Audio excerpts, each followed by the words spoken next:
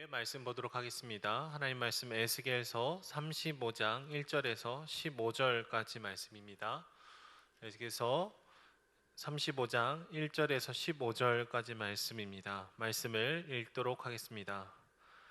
또 여호와의 말씀이 내게 임하여 이르시되 인자야 내 얼굴을 세일산으로 향하고 그에게 예언하여 이르기를 주 여호와께서 이같이 말씀하시되 세일산아 내가 너를 대적하여 내 손을 내 위에 펴서 내가 황무지와 공포의 대상이 되게 할지라.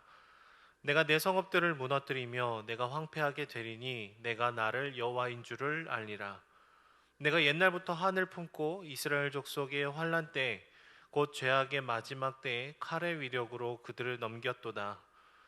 그러므로 주 여호와의 말씀이니라. 내가 나의 삶을 두고 맹세하노니 내가 너에게 피를 만나게 한즉 피가 너를 따르리라. 내가 피를 미워하지 아니하였은즉 피가 너를 따르리라. 내가 세일산이 황무지와 폐허가 되게 하여 그 위에 왕래하는 자들을 다 끊을지라. 내가 그 죽임당한 자를 그 여러 산에 채우되 칼에 죽임당한 자를 내 여러 맷뿌리와 골짜기와 모든 시내에 엎드러지게 하고 너를 영원히 황폐하게 하여 내 성읍들에 다시는 거주하는 자가 없게 하리니 내가 여호와인 줄을 너희가 알리라. 내가 말하기를 이 두 민족과 두 땅은 다 내 것이며 내 기업이 되리라 하였도다. 그러나 여호와께서 거기에 계셨느니라. 그러므로 주 여호와의 말씀이니라. 내가 나의 삶을 두고 맹세하노니 내가 그들을 미워하여 노하며 질투한 대로 내가 내게 행하여 너를 심판할 때에 그들이 나를 알게 하리라. 내가 이스라엘 산들을 가리켜 말하기를 저 산들이 황폐하였으므로 우리에게 넘겨주어서 삼키게 되었다 하여 욕하는 모든 말을 나 여호와가 들은 줄을 내가 알리로다. 너희가 나를 대적하여 입으로 자랑하며 나를 대적하여 여러 가지로 말한 것을 내가 들었노라.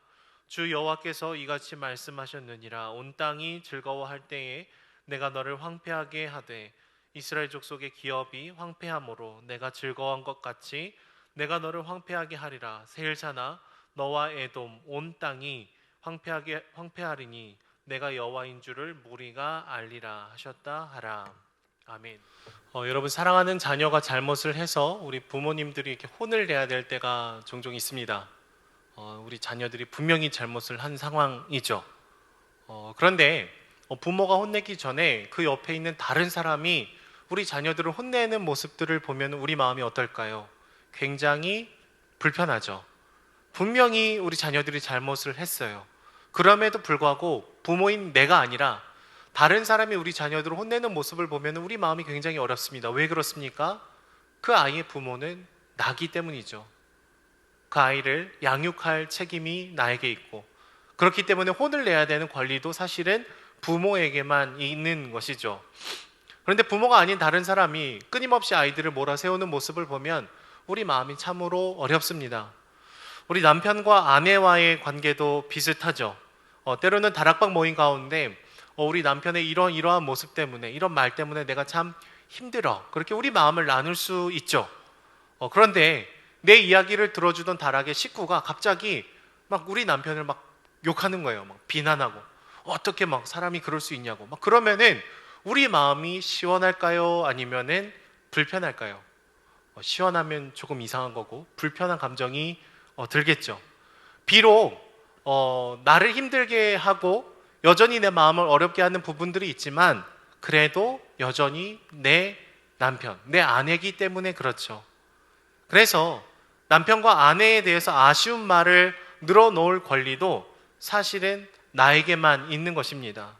미우나 고우나 한 가족이기 때문에 내가 힘듦을 얘기할 때 다른 사람이 우리 가족을 욕을 하게 되면 우리 마음이 불편해질 수밖에 없는 것이죠. 오늘 말씀에도 비슷한 내용이 나옵니다. 지금 이스라엘 백성들은요 커다란 죄를 짓고 우상을 계속해서 숭배를 해서 하나님께 심판을 받고 있는 장면이 바로 오늘 말씀의 본문입니다. 하나님은 아수르를 통해서 북이스라엘을 멸망시키셨고 바벨론을 통해서 남유다를 멸망을 시키시죠. 그들은 이제 나라를 잃고 포로로 먼 길을 떠나는 상황에 처하게 되었습니다. 하나님께서 분명히 이스라엘 백성들은 자신의 자녀로 생각을 해주시지만 그들의 잘못을 돌이키기 위해서 지금 이방의 나라들을 도구로 사용해 주셔서 그들을 심판하고 벌하고 계신 것입니다. 하지만 바로 그때 에돔 족속이 참견을 하기 시작을 합니다. 그들은 에서의 후손들이었는데요, 세일산에 사는 족속들이었습니다. 야곱에 대해서 오랫동안 이 불편한 감정을 품어오고 있다가 이스라엘 백성들이 지금 멸망을 하게 되는 순간이 오게 되자 바벨론 편에 붙어서 그들은 이 이스라엘 백성들을 그들에게 넘겨주는 모습들을 보여줍니다. 유다 백성들이 도망가는 그 길목에 서서 그 사람들을 잡아서 바벨론에 실제로 여러 번 넘겨주죠. 그리고 이스라엘 백성들이 죽어나가고 피를 흘리는 그런 모습들을 보면서 그래도 한때 우리 가족이었기 때문에 막 힘들어하고 아파하는 것이 아니라 즐거워했다라고 얘기를 하고 있습니다. 피를 사랑했다라고 얘기를 하고 있어요. 그리고 더 나아가서 그들은요, 주인이 없어진 이 가나안 땅을 차지하고 싶어하는 그 욕망을 지금 드러내고 있습니다. 지금 하나님께서 이 자녀들인 이스라엘 백성들을 혼을 내고 계신데 갑자기 부모도 아닌 이 에돔이 끼어들어서 막 자기가 마음대로 막 심판을 하고 벌을 주고, 그리고 10절 말씀을 보시면 두 땅과 두 민족의 그 땅을 내가 갖고 싶습니다라는 이 표현을 하고 있는 것이죠. 하지만 오늘 말씀 본문 1절부터 15절까지 말씀을 보시면은요, 하나님께서 갑자기 에돔에게 선을 긋는 것 같은 느낌을 받게 됩니다. 분명히 하나님도 지금 이스라엘 백성들을 심판하고 계시죠. 혼을 내고 있습니다. 그런데 에돔에게는 잠깐만, 그런데 이스라엘 백성들을 혼내줄 권리는 너한테는 없다. 내가 이들의 아비다 라고 얘기를 하는 것이죠. 정색을 하시는 것입니다. 오히려 형제였던 이 이스라엘 백성들의 피 흘림을 즐거워했던 이 에돔에게 심판이 있을 것이다, 황폐해질 거다라는 또 다른 심판을 얘기를 해 주시는 것이죠. 동족의 아픔을 아파하지 못하고 즐거워하고 더 나아가서 자신의 그 이익을 창출할 수 있는 기회로 삼는 그들에게 주님은 심판을 명령을 하고 계신 거예요. 주님은 얘기해 주시는 것이죠. 지금 내가 이 자녀를 혼내고 있지만, 그래서 포로로 끌려가고 있지만 심판과 형벌을 받고 있는 것 같지만, 그래도 여전히 내가 그들의 주인이다, 그들의 아버지다 라고 얘기를 해주는 것이죠. 그리고 지금 너희들이 탐내고 있는 이 가나안 땅은 주인이 없는 땅이 아니라 여전히 내가 모든 것을 듣고 있고 보고 있고 통치하고 있는, 그리고 내 자녀들이 나중에 돌아올 때 다시 돌려줄 약속의 땅이다라는 것을 얘기를 해주고 있으신 것이죠.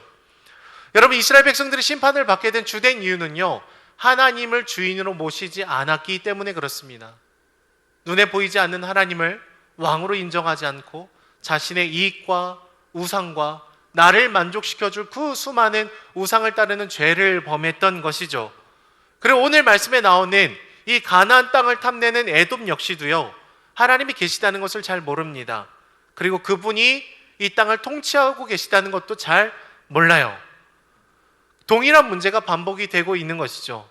그래서 주님은 이스라엘 백성들을 심판하고 있으신 그 순간에도 에돔 너희들도 내가 심판을 하리라 라고 얘기를 해주고 있습니다. 그리고 그 심판의 끝에 어떤 결과가 있게 될 것이라고 얘기를 해주고 있으신가요? 너희가 내가 누구인지를 알게 될 것이다 라고 얘기를 해 주시죠. 주 안에 사랑하는 여러분, 포로로 끌려가고 있는 이스라엘 백성들을 한번 생각을 해 보시죠. 그들의 모습은요, 사랑할 만한 모습이 전혀 없었습니다.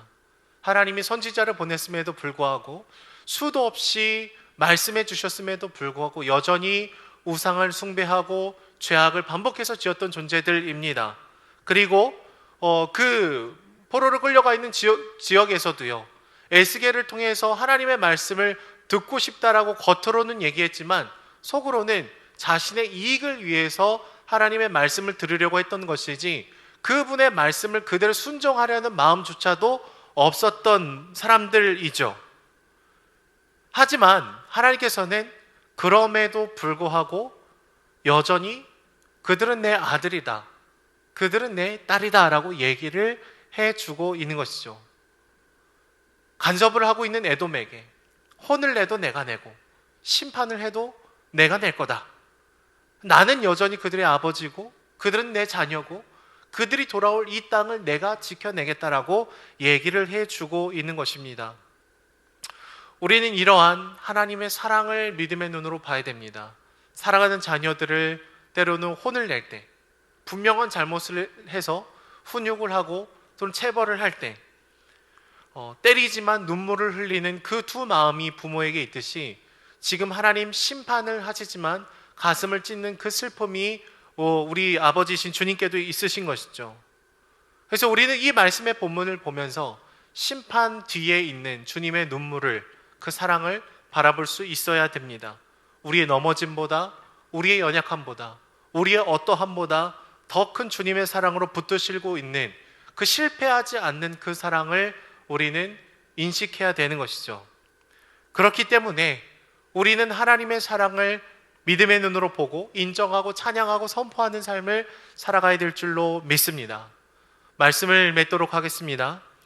여러분, 우리는 하나님을 주인으로 인정하지 않았던 이스라엘 백성들이 얼마나 처참한 심판 가운데 들어가 있는지를 보았습니다.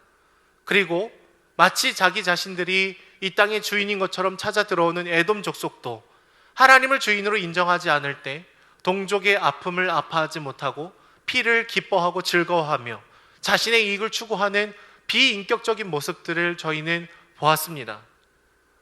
두 족속의 공통점은요, 하나님을 떠나는 그 순간 우리 영혼은 메말라가고 병들어가고 정상적이지 않은 길을 걸어갈 수밖에 없다라는 것이죠. 하지만 주님은 그럼에도 불구하고 너는 내 아들이요 딸이다라고 얘기를 해주고 있는 것이죠. 자신의 백성들을 지켜주고 보호해 주시는 모습을 보여주십니다. 우리는 주님의 이 무조건적인 사랑, 우리가 감당할 수 없는 그 사랑을 믿음의 눈으로 바라볼 때 다시금 주님의 말씀으로 살아갈 용기를 얻게 되는 것이죠. 주 안에 사랑하는 여러분, 한 주간의 우리의 삶을 돌아보면 우리가 늘 넘어지고 늘 하나님을 주인으로 모시면서 살지 못할 때가 너무나 많습니다. 정죄감이 스스로를 찌를 때가 굉장히 많이 있죠. 그런데 주님께서 얘기해 주시는 그 사랑으로 우리 스스로를 바라봐야 될 줄로 믿습니다. 주님이 우리를 죽기까지 사랑하셨기에 더 넘치는 사랑으로 우리를 여전히 너는 내 아들이요 딸이라고 불러주셨기 때문에 여전히 우리 참 잘 살지 못하지만 그럼에도 불구하고 우리가 포기하지 않고 일어설 수 있는 이유, 주님의 말씀을 우리 삶의 유일한 기준으로 다시금 세울 수 있는 이유는 주님의 사랑 때문인 것입니다. 주 안에 사랑하는 여러분, 코로나19로 인해서 우리 삶의 패턴이 많이 바뀌어가고 있죠. 새벽 기도도 우리가 함께 드리지 못하고 있고 공예배도 함께 모여서는 드리지 못하고 있습니다. 때로는 우리에게 수많은 시간이 주어지고 자유가 주어지면서 이것이 우리에게 편안함으로 느껴질 수도 있지만 오랜 기간이 지나다 보면 하나님을 주인됨으로 인정하지 않다 보면 우리가 조금씩 영적인 침체로 가게 될 수도 있습니다.